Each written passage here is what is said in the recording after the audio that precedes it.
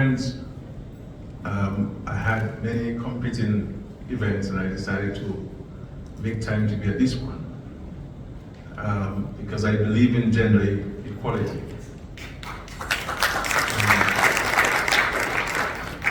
I don't think there's any political leader in the history of our country, both pre and post independence, who has empowered more women than I have in this country, And we have done so not in any form of tokenism, but we believe that it is an important act, recognizing that for centuries, women were denied some very basic rights that men enjoyed during those times. And so we've made great progress, but making progress doesn't mean that your work is over. And this is why this gathering is so important. And this project is so very crucial to bring into focus the issues relating to equal opportunity, gender equality, and recognizing that there's still work to be done. And we all have to play our part in ensuring that we bring to sharp focus that there still remains some degree of inequality. And it is sometimes not because of policies or programs, it's simply because sometimes we overlook them as a society, and we need to bring attention to this. We also, as a region, must be careful as citizens how we react to government's policies and programs. When governments put policies and programs in place, people call them handouts, not understanding the fundamental justifications for it. I'll give you a classic case in Dominica, for example. We established a small business unit about 10 years ago. And one of the driving arguments in the policy formulation of that unit was to create employment opportunities, especially for women. Now, these were grants, not loans, because women, in many instances, would not face any financial institution because they don't have certificate of titles or securities that the banks would require. And how do we empower them to be independent of the men? By providing them with grants. And when I looked at the statistics, in the last 10 years of the small business unit, 79.5% of the grants went to women, empowering women so that they could have economic independence and to provide for themselves and for their children, independent of anybody else. We have in Dominica the National Employment Program. And what we have sought to do is to target housewives,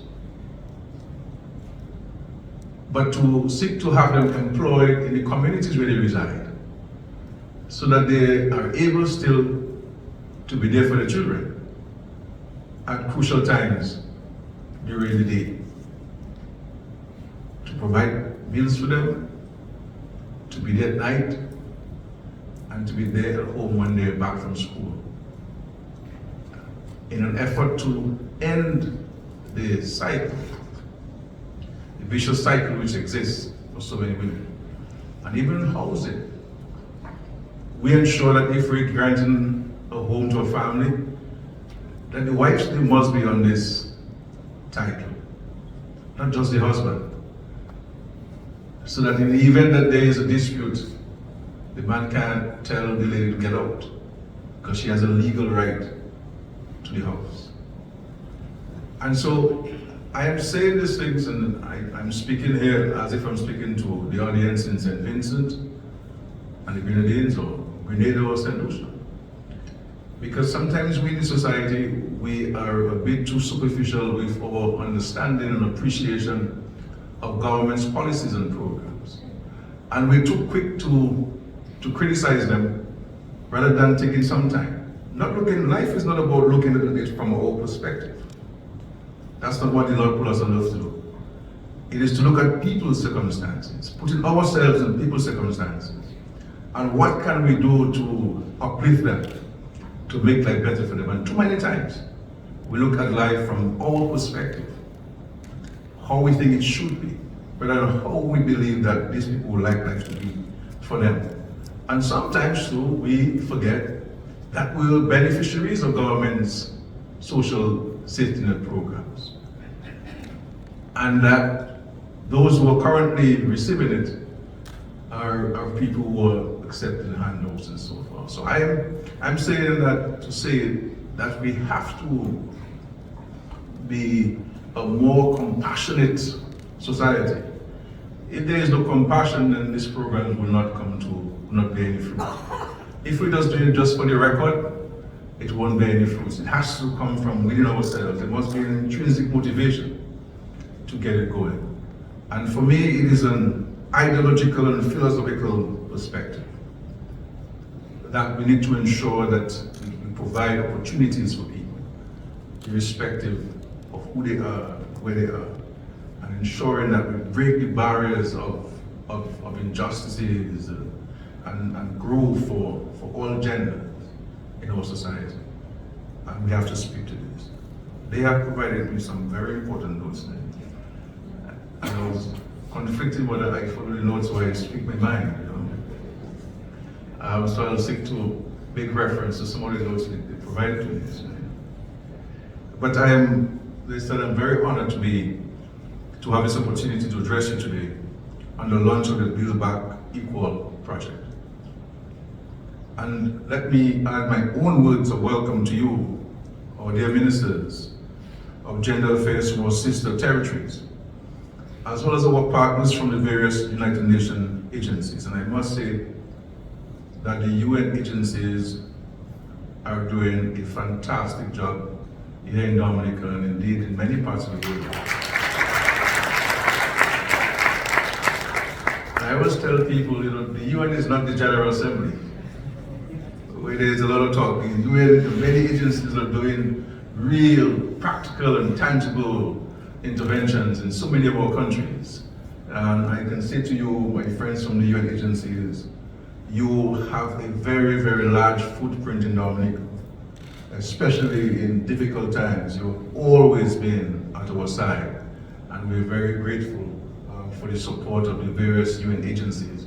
If I'm to call one, I have to call every one of them, because they all played a crucial role in our respective countries. And I speak here for St. Lucia, Grenada, and St. Vincent and the Grenadines who are present here today. And it's my hope that you have enjoyed your stay in Dominica, the Bitter Isle, and that your deliberations have been fruitful. The launch of the Build Back Better project takes place in Dominica at a time when we have been concerned as a people and government with strengthening our systems against the threat of climate change and other external shocks, and empowering our women to be major players in creating a stronger society. And so I welcome the start of this project here, which is focused on tearing down barriers for women to access sustainable economic opportunities. As citizens of small island developing states, we know that crises always affect disproportionately the weakest and already marginalized groups and contribute to the creation of new vulnerabilities. Ladies and gentlemen, it is necessary to constantly review our economic and social policies to mitigate against the vulnerabilities of small states as ours. In Dominica, we are seeking to increase employment opportunities, modernize production methods, improve production output and export, and increase revenue streams. These highlight the need for tangible mechanisms to support livelihoods of vulnerable groups who are easily disenfranchised in times of economic and social stresses. Integrating gender into every stage of response must be a core part of the region's response and recovery strategies. The launch of the Build Back Equal regional project today is critical, since it harnesses the aspirations of 4 member countries of the OECS, namely Dominica, Grenada, St. Lucia, and St. Vincent and the Grenadines. Our islands share a common geographical space, and our many commonalities mean that we share similar challenges, which can be tackled by identifying joint responses and solutions. This project, therefore, can serve as a catalyst to achieve our national and regional goals on gender equality. It is our expectation that this initiative will facilitate access to safe, accessible, and affordable childcare services, among other measures, which will contribute to increasing women's opportunities to pursue employment. We endeavor to not only make the best use of all of the resources and knowledge that will be gained from this intervention, but to work closely with our fellow Caribbean partners, brothers and sisters, to ensure that the project achieves its goals. One of the key components of the project is to reinforce existing social protection measures and programs, an area that our government continues to focus on with the establishment and ongoing implementation of various social programs. Recently, the Parliament of Dominica passed several pieces of legislation to include the Domestic Violence Act of 2023, which strengthens our legislative framework to provide increased support for victims of domestic violence. This piece of legislation is expected to provide greater protection and relief for victims of domestic violence and provision for the granting of protection orders, as well as other related matters. The government's national policy framework aims to move Dominica towards a more equitable and inclusive future. It protects the rights of women, children, youth, disabled persons, older persons, minorities, and marginalized groups and communities through a comprehensive set of actions and mandates to provide social protection to those who cannot support themselves and their families.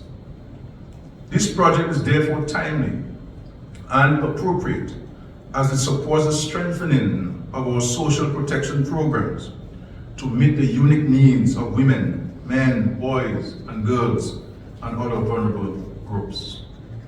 As a sub-region, we are also committed to implementing the Sustainable Development Goals, SDGs, and undoubtedly, this project will support us in our national pursuit of the SDGs, and more specifically SDG 8 on economic growth and SDG 5 on gender equality. Ladies and gentlemen, friends, as a government, we know that social protection programs, when implemented successfully, can enhance household purchasing power, increase savings and investments among the beneficiary households, and support heads of households in increasing income. We look forward to the implementation of the Build Back Equal project, which will focus on the following areas. 1, enhancing women's economic opportunities, particularly in the tourism and agricultural sectors, but across all areas. 2, developing laws and policies and providing access to gender and shock-responsive social protection. 3, strengthening access to sexual and reproductive health, including addressing gender-based violence services. These 3 focus areas are directly linked to our national and regional considerations for gender-related development and resilience building. The government of Dominica recognizes that gender considerations are cross-cutting and non-negotiable, and that women, men, girls, and boys have different needs and experiences. The regional DBE project, valued at Canadian $10 million, will support Dominica and the other member states to ensure that women, men, boys, girls, persons with disabilities, indigenous groups, and other vulnerable populations remain a priority and that their needs are taken into consideration as we progress towards a gender-responsive, climate-resilient region.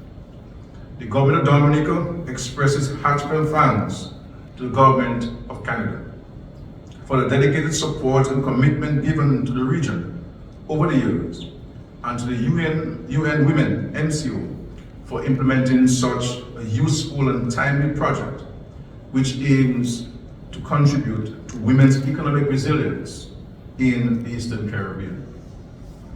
We look forward to future partnerships and collaborations with you as we continue to transform our region into a gender-responsive haven, thus providing increased sustainable opportunities for women's economic growth. I want to say to all of you that you have in us a strong partner.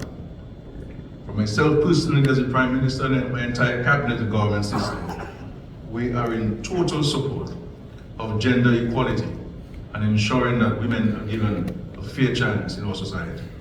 And I'm saying to you that I speak on behalf also of my colleague Prime Ministers of St. Lucia, St. Vincent and Grenadines, and Grenada. And you can count on us in leading the way, not only in this region, but in the world, to ensure that, if not eliminate the gap, but certainly close it significantly where gender equality is concerned. We have to seek to reach every one of our citizens in our region and to ensure that they're given the opportunity to live independent, dignified lives. We have to ensure economic independence of our women so that the rates of domestic violence could be eradicated in our region. Because one woman who is battered is one woman too many. And one has to appreciate the implications of these instances to wider society. And our productive people are being removed from the economic opportunities of the country. And so it requires all our voices. But our voices must be sincere and it must be consistent. Sincere and consistent. Too many times we have organizations which appear only when there's an instance of domestic violence or abuse.